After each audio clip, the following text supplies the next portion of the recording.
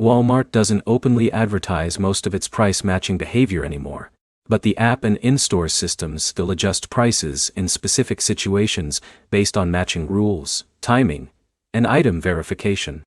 By the end, you'll know how Walmart's price adjustments actually work, where price matching still applies, and how to trigger lower prices without arguing at checkout. First, Walmart no longer does broad, "we match any competitor"-style price matching at the register. Instead, price adjustments mostly happen through internal system comparisons and online pricing rules. That means the price you see on Walmart.com is often the baseline for both pickup and in-store pricing decisions. Second, the Walmart app is your main tool for price checking.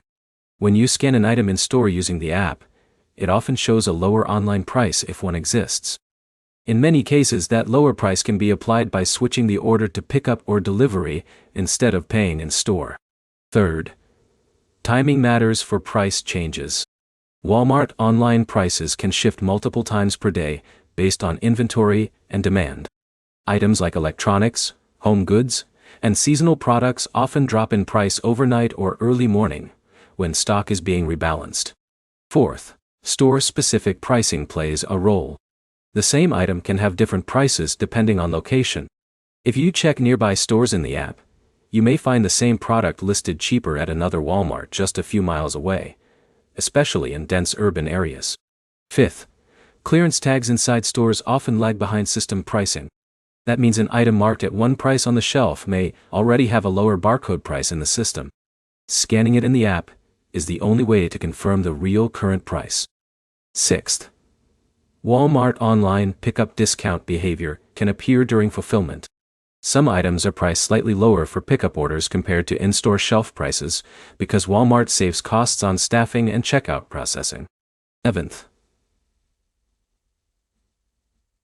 third-party marketplace listings inside Walmart.com can undercut Walmart's own retail pricing. These listings are not always identical items, but filtering carefully can surface cheaper alternatives that still qualify for Walmart fulfillment. Eighth, rollback pricing is not random. It's tied to inventory cycles. Items marked as rollback usually stay discounted for a limited period until stock levels stabilize, which means delays in buying can sometimes increase price again.